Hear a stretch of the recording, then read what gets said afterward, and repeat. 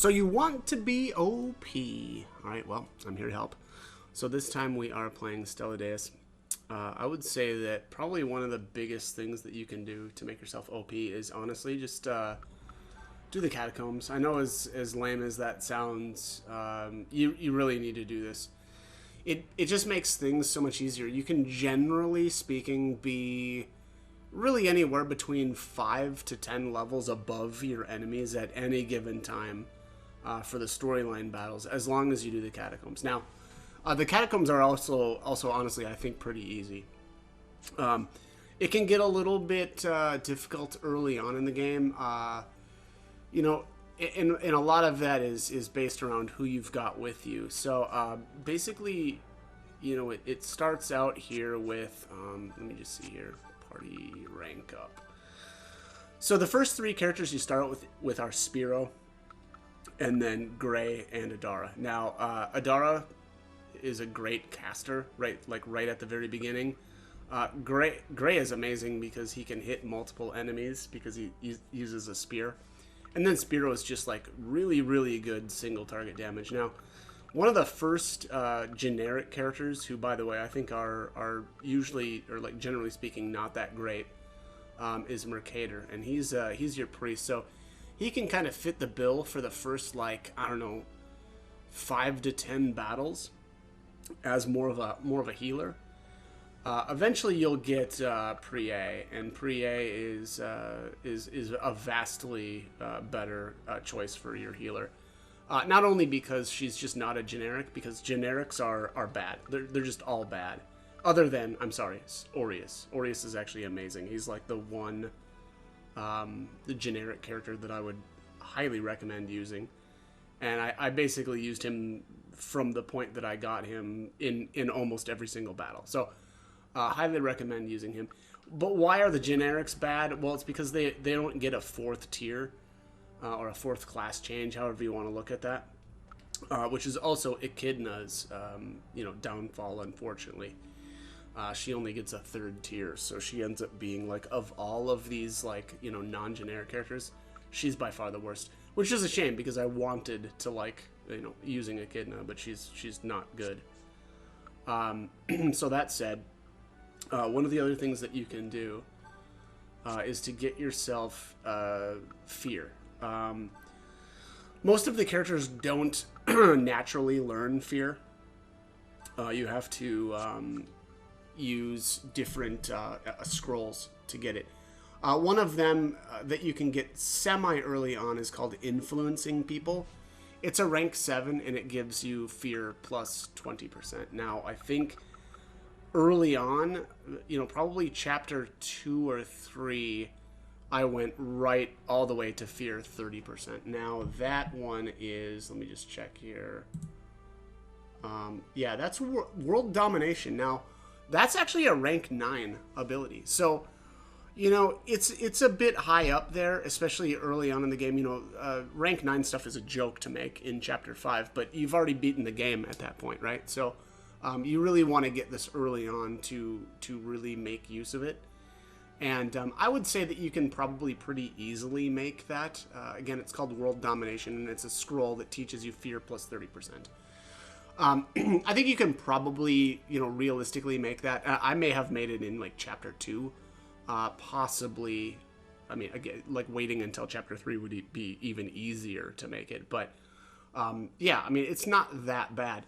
The other thing, though, especially with, if you want to do a lot of fusions, which I have some mixed feelings on, generally speaking, I think fusions, you don't want to go too much higher than whatever the rank of the items that you have access to. So what I mean by that is, like, chapter 1, you're stuck with, like, the rank 1, and you can get some rank 3 items right out of the store immediately. But the reason for that is because to get into the higher tiers, obviously you need to progressively make higher and higher rank items. Now, there's also some kind of tricks about it, though, too. Like, you can break into higher tiers really early on by using the Badge of Courage. So the Badge of Courage is basically available immediately, and it's already a rank 3 item. Now, I believe if you put 2 of these together, it gives you the main gouge, which is a rank 4 dagger. I'll just show you here. We'll whip a couple of them up really quick. So Badge of Courage gets you the main gouge, right? And then we'll do it again. And then, boom, you've got 2. Now, slap those 2 together, you get Palladium. Palladium is a rank 5 already, so that's kind of one of my go-tos. Now, I'm not going to go through the whole, like, many more, like, of these fusions because it's time-consuming, but Palladium and another Palladium together makes a Tomahawk, which is a rank 6 axe. And so you can kind of see pretty early on, and then actually a Tomahawk is a rank 7 glove. I believe it's the air glove. So you can kind of see how how quickly you can kind of make it up into the higher ranks of items by using these, or by using fusion. Now, that said, though, again, I would say you know, the rank 10 and higher stuff. I don't know that I would try too early, right? Because this process ends up becoming really time consuming. So I would focus more on, I don't know, I would say, like, don't go, you know, in chapter 1, if your you know, items are like, whatever, it's probably like the rank, let me just see here, shop. So you might be able to get the rank 2. You might be able to get these in chapter 1. I can't remember. I'm a little rusty already on, you know, the early item availability, but I would say you probably don't want to go too much more than, like, I don't know, we'll just say like rank 6 in chapter 1, right? And then, you know, because it gets so much easier when more of these items become available in like chapter 2, then you can break into the like 7, 8. And again, I would say though, like world domination, again, going back to the fear plus 30%, you can probably pretty realistically make that in chapter 2. Now, why is that so great? Well, because it actually is only a rank 9 item. And the ability itself is just absolutely amazing. So basically what it does is 30% of the time you are going to inflict the fear status effect on your enemies. Now, why fear? Well, fear makes it so that they can't make any actions. They can move still, but they can't take any actions. So it ends up being, you know, pretty phenomenal. Now, sleep would be pretty similar to fear in that it basically knocks them out, right? For a specified amount, well, not a specified, for a random amount of time. The only thing that I don't like about that, though, is if you hit them while your target is feared, you wake them back up. And which is not the issue with fear. You can just keep, you know, beating on them, apparently, or you know, basically until they're dead. So I value fear much higher than like sleep. But that's really what this I would say what this game is. One of the most whatever valuable things that you can do is to you know, get fear on, I would say, on your archers. Now, again, I used Linnea and Aureus the entire game. I highly recommend that. Archers in this game are frankly, I feel like they're OP. You know, the fact that now the only thing that's limiting how good they are, I would say early on, is that from a standstill they can only shoot twice, and that's because of their the CST on bows. So CST is basically how much AP that you know, you use up whenever you fire it. And at a CST of 36, that means you can only fire twice on your turn. Now, later on in the game, it drops down to 33. There's 2 specific bows here that I love, Bow of Spirits, and then Bow of Spirits is Linnea's legendary weapon, and then the Grandier, which is a very unique item, which again I highly recommend making the Grandier bow, and for that exact reason. It allows you to fire 3 times as long as you haven't moved. So that's my take on that. I highly value the archers basically more than anybody else. That said, Spiro is amazing as well, and it's because he basically has 2 weapons that he equips the entire game. That just makes him hit really hard, essentially the whole game. And then on top of that, the CST is 28. So he gets to, as long as you haven't moved, you can swing 3 times in one turn. So that can really, do some damage in a turn to an enemy. So that's my take on that. I actually do really like Gray as well. I think lances are fantastic because they can attack, multiple targets. I get as long as they're lined up. But also Gray is just has a lot of agility, and so he's accurate and he's evasive. So you'll notice really early on in the game, even Gray dodges all the time. And so that leads me into one of the other things to kind of make you, or that you can do to make yourself OP, and that's to make these blue ribbons. This allows you, or it gives you the evasion plus 20%, and this is only a rank 8 item. So you can actually make these pretty early on in the game, and I really highly value evasion. Now, why is that? Well, I mean, obviously you just completely avoid the damage, and so if you're avoiding damage, then you also don't need to heal.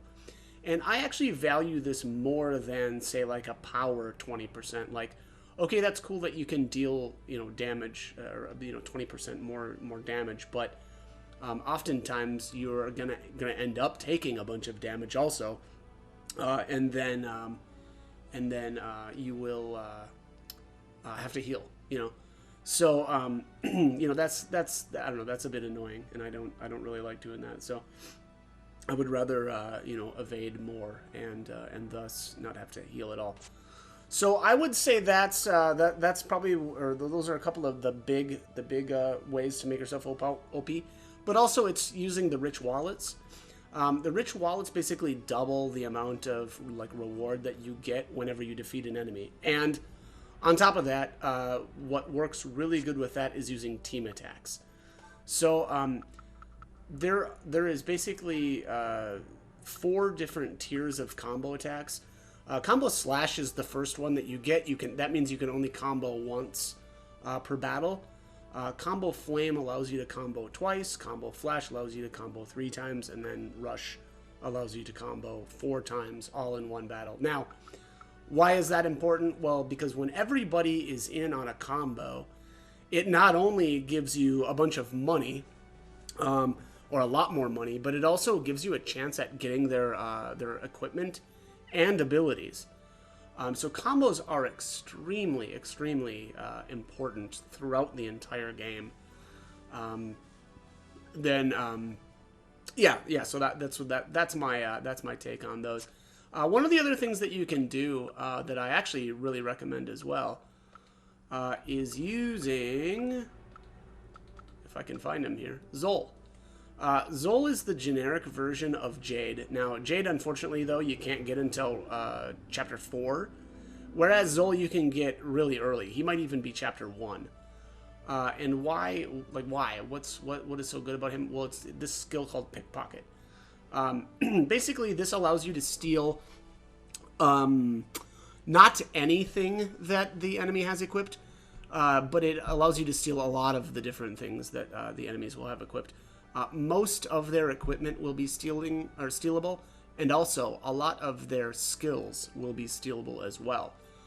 The only problem with it is you'll notice here it's 65 AP, which whatever, that's not the end of the world, but the MP.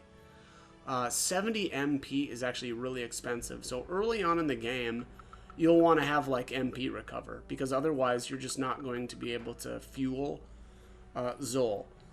And one of the ways that you can kind of mitigate this issue is by having the half MP ability zone skill. I mean, that's amazing. The problem with half MP is that's a very high ranked skill scroll that you would have to make.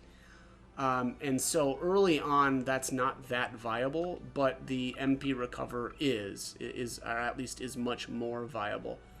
The last thing that is probably the key, though, to successful stealing is Adara and using her ability called Extra Mind.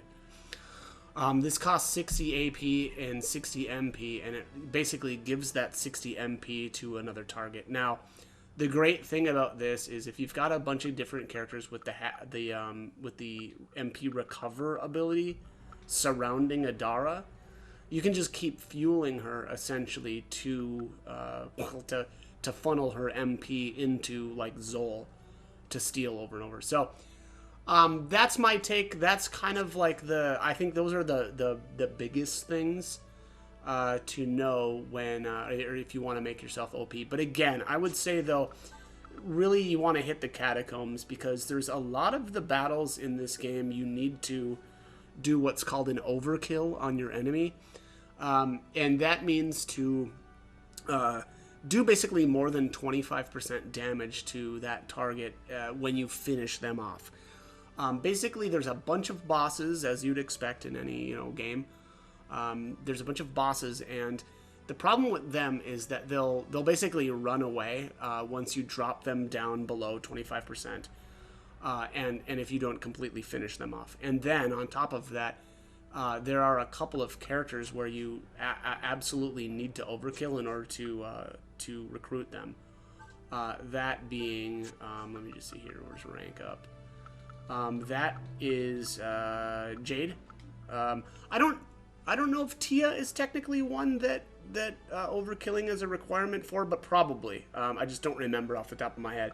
But Jade is, Visor is. Visor, the requirements to recruit him are way higher than the other three characters. You need to overkill an absolute ton of stuff to grab him at the end of the game. And then Echidna is also, basically these are the four kind of secret characters in the game. But yeah, so, in order to overkill, it's probably the best thing that you can do is just be over leveled. But it's also use combo attacks. So, that is my take. That is how you can be OP in the wide, or the big world of Stella Deus. So, all right, that is all I've got. As always, I hope the guide was helpful and hope you join me for more videos. Thank you for watching.